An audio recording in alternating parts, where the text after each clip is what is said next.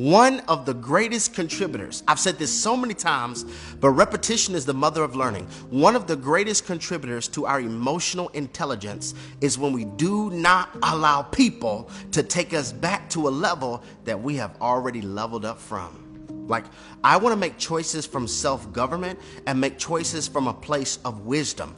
I don't want to make choices that cause for me to have a reserved seat at the banquet of consequence. No, I've learned red flags are warnings, not invitations. And I've just arrived to this place in my life. I don't have to stick around and wait to discover why the flag was red. Whenever God is cautioning you, please believe him. You are growing when you've arrived to the place where you're like, okay, just because they came at me wrong does not mean I have to come at them wrong too. I'm operating in self-government, not operating in match energy for energy.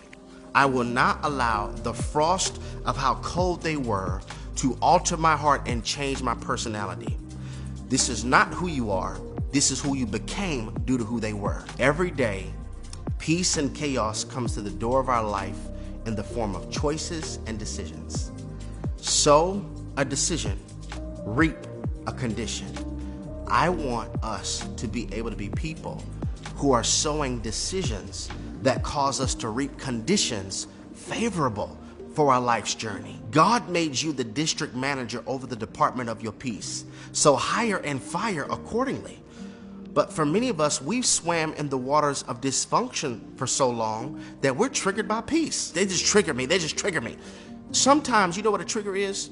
A trigger is an unresolved part of ourselves that spawn emotionalism due to somebody we haven't forgiven or ourselves that we haven't forgave. So how do I develop self-government? Number one, forgive you. What if your attitude and the reason you react the way you do is because of all of the internal resentment that you have towards yourself? Number two, heal.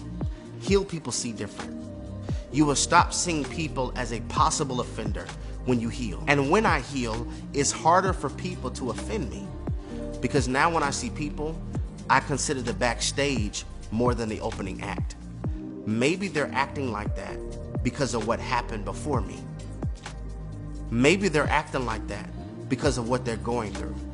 And as you heal, you discover that people's response and the way they came at you has to do more with their historical storms and what they're dealing with internally more than anything you ever did.